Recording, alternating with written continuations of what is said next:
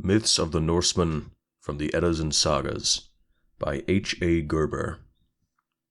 Chapter 5. Tyr, the God of War. Tyr, or Ziu, was the son of Odin, and according to different mythologists, his mother was Frigga, queen of the gods, or a beautiful giantess whose name is unknown, but who was a personification of the raging sea. He is the god of martial honor, and one of the 12 principal deities of Asgard. Although he appears to have had no special dwelling there, he was always welcome to Vingolf or Valhalla, and occupied one of the 12 thrones in the great council hall of Gladsheim. As the god of courage and of war, Tyr was frequently invoked by the various nations of the north, who cried to him as well as to Odin to obtain victory. That he ranked next to Odin and Thor is proved by his name, Tiu, having been given to one of the days of the week, Tuesday, which in modern English has become Tuesday. Under the name of Ziu, Tyr was the principal divinity of the Swabians, who originally called their capital the modern Augsburg, Zeusburg. This people, venerating the god as they did, were wont to worship him under the emblem of a sword, his distinctive attribute, and in his honor held great sword dances where various figures were performed. Sometimes the participants forming 2 long lines crossed their swords, point upward, and challenged the boldest among their number to take a flying leap over them. At other times the warriors joined their sword points closely together in the shape of a rose or wheel, and when this figure was complete, invited their chief to stand on the navel, thus formed of flat, shining steel blades, and then they bore him upon it through the camp in triumph. The sword point was further considered so sacred that it became customary to register oaths upon it. A distinctive feature of the worship of this god among the Franks and some other northern nations was that the priests, called druids or godi, offered up human sacrifices upon his altars, generally cutting the bloody or spread eagle upon their victims, that is to say, making a deep incision on either side of the backbone, turning the ribs thus loosened inside out, and tearing out the viscera through the opening thus made. Of course, only prisoners of war were treated thus, and it was considered a point of honor with North European races to endure this torture without a moan. These sacrifices were made upon rude stone altars called dolmens, which can still be seen in northern Europe. As Tyr was considered the patron god of the sword, it was deemed indispensable to engrave the sign or rune representing him upon the blade of every sword, an observance which the Edda enjoined upon all those who were desirous of obtaining victory. Tyr was identical with the Saxon god Saxnut, from sax, a sword, and with Heru, or Cheru, the chief divinity of the Cherusci, who also considered him god of the sun, and deemed his shining sword blade an emblem of its rays. Tyr's sword. According to an ancient legend, Cheru's sword, which had been fashioned by the same dwarfs, sons of Ivald, who had also made Odin's spear, was held very sacred by his people, to whose care he had entrusted it, declaring that those who possessed it were sure to have the victory over their foes. But although carefully guarded in the temple, where it was hung so that it reflected the first beams of the morning sun, it suddenly and mysteriously disappeared one night. A Vala, druidess or prophetess consulted by the priests, revealed that the Norns had decreed that whoever wielded it would conquer the world and come to his death by it. But in spite of all entreaties, she refused to tell who had taken it or where it might be found. Some time after this occurrence a tall and dignified stranger came to Cologne, where Vitellius, the Roman prefect, was feasting, and called him away from his beloved dainties. In the presence of the Roman soldiery he gave him the sword, telling him it would bring him glory and renown, and finally hailed him as emperor. The cry was taken up by the assembled legions, and Vitellius, without making any personal effort to secure the honor, found himself elected emperor of Rome. The new ruler, however, was so absorbed in indulging his taste for food and drink that he paid but little heed to the divine weapon. One day, while leisurely making his way toward Rome, he carelessly left it hanging in the antechamber of his pavilion. A German soldier seized this opportunity to substitute in its stead his own rusty blade, and the besotted emperor did not notice the exchange. When he arrived at Rome, he learned that the Eastern legions had named Vespasian emperor, and that he was even then on his way home to claim the throne. Searching for the sacred weapon to defend his rights, Vitellius now discovered the theft and, overcome by superstitious fears, did not even attempt to fight. He crawled away into a dark corner of his palace, whence he was ignominiously dragged by the enraged populace to the foot of the Capitoline Hill. There the prophecy was duly fulfilled, for the German soldier who had joined the opposite faction, coming along at that moment, cut off Vitellius's head with the sacred sword.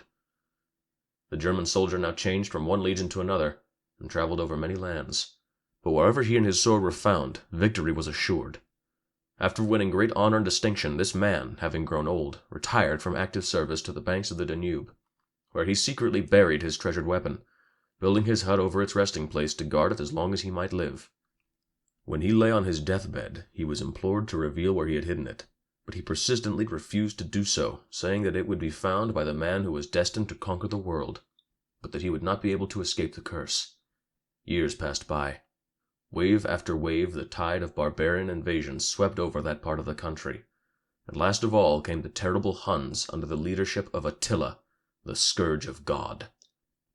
As he passed along the river, he saw a peasant mournfully examining his cow's foot, which had been wounded by some sharp instrument hidden in the long grass, and when search was made, the point of a buried sword was found sticking out of the soil.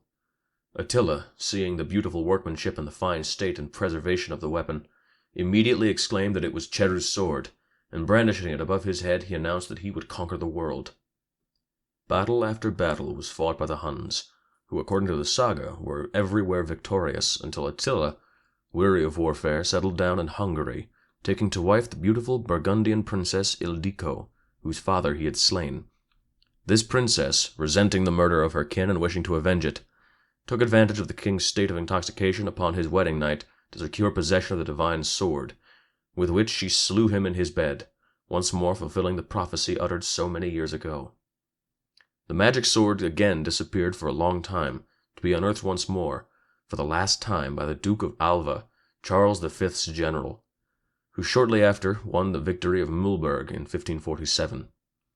The Franks were wont to celebrate yearly martial games in honor of the sword.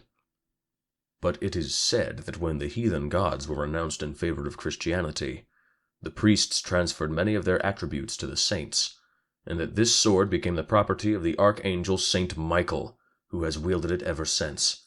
Tyr, whose name was synonymous with bravery and wisdom, was also considered by the ancient northern people to have the white-armed Valkyrs, Odin's attendants, at his command, and they thought that he it was who designated the warriors whom they should transfer to Valhalla to aid the gods on the last day. The Story of Fenris. Tyr was generally spoken of and represented as one-armed, just as Odin was called one-eyed.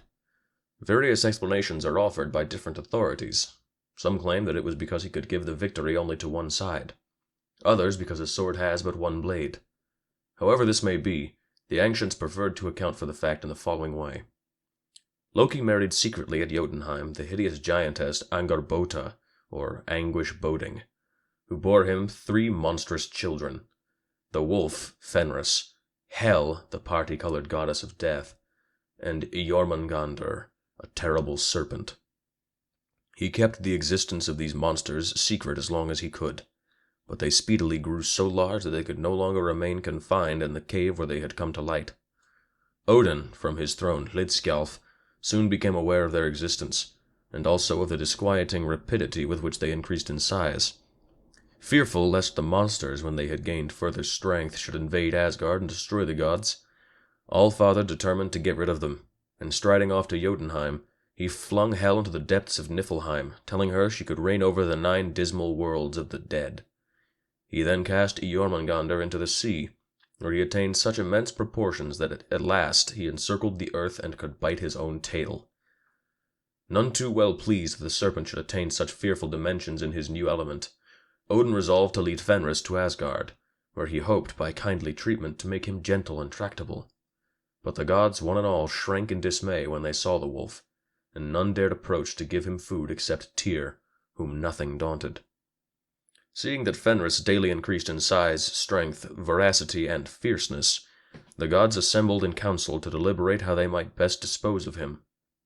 They unanimously decided that as it would desecrate their peace steads to slay him, they would bind him fast so that he could work them no harm. With that purpose in view, they obtained a strong chain named Leading, and then playfully proposed to Fenris to bind this about him as a test of his vaunted strength. Confident in his ability to release himself, Fenris patiently allowed them to bind him fast, and when all stood aside, with a mighty effort he stretched himself and easily burst the chain asunder. Concealing their chagrin, the gods were loud in praise of his strength, but they next proposed a much stronger fetter, Droma, which, after some persuasion, the wolf allowed them to fasten around him as before. Again, a short, sharp struggle sufficed to burst this bond, and it is proverbial in the north to use the figurative expressions, to get loose out of leading, and to dash out of Droma whenever great difficulties have to be surmounted. The gods, perceiving now that ordinary bonds, however strong, would never prevail against the Fenris wolf's great strength, bade Skirnir, Frey's servant, go down to Svartalfheim, and bid the dwarves fashion a bond which nothing could sever. By magic arts, the dark elves manufactured a slender silken rope from such impalpable materials as the sound of a cat's footsteps, a woman's beard, the roots of a mountain, the longings of the bear, the voice of fishes, and the spittle of birds. And when it was finished, they gave it to Skirnir, assuring him that no strength would avail to break it, and that the more it was strained, the stronger it would become. Armed with this bond, called Gleipnir, the gods went with Fenris over to the island of Lyngvi, in the middle of Lake Amsvartner, and again proposed to test his strength. But although Fenris had grown still stronger, he mistrusted the bond which looked so slight. He therefore refused to allow himself to be bound, unless one of the Aesir would consent to put his hand in his mouth and leave it there, as a pledge of good faith, and that no magic arts were to be used against him. The gods heard the decision with dismay, and all drew back except Tyr, who, seeing that the others would not venture to comply with this condition, boldly stepped forward and thrust his hand between the monster's jaws. The gods now fastened Gleipnir securely around Fenris's neck and paws, and when they saw that his utmost efforts to free himself were fruitless, they shouted and laughed with glee. Tyr, however, could not share their joy, for the wolf, finding himself captive, bit off the god's hand at the wrist, which since then has been known as the wolf's joint. Deprived of his right hand, Tyr was now forced to use the maimed arm for his shield, and to wield his sword with his left hand, but such was his dexterity that he slew his enemies as before. The gods, in spite of the wolf's struggles, drew the end of the fetter Gelja through the rock Gjöll, and fastened it to the boulder Thviti, which was sunk deep in the ground. Opening wide his fearful jaws, Fenris uttered such terrible howls that the gods, to silence him, thrust a sword into his mouth, the hilt resting upon his lower jaw and the point against his palate. The blood then began to pour out in such streams that it formed a great river, called Von. The wolf was destined to remain thus chained fast until the last day, when he would burst his bonds and would be free to avenge his wrongs. While some mythologists see in this myth an emblem of crime restrained and made innocuous by the power of the law, others see the underground fire, which kept within bounds can injure no one, but which, unfettered, fills the world with destruction and woe. Just as Odin's second eye is said to rest in Mimir's well, so Tyr's second hand is found in Fenris's jaws. He has no more use for two weapons than the sky for two suns. The worship of Tyr is commemorated in sundry places, such as Tübingen in Germany, which bear more or less modified forms of his name. The name has also been given to the aconite, a plant known in northern countries as Tyr's helm.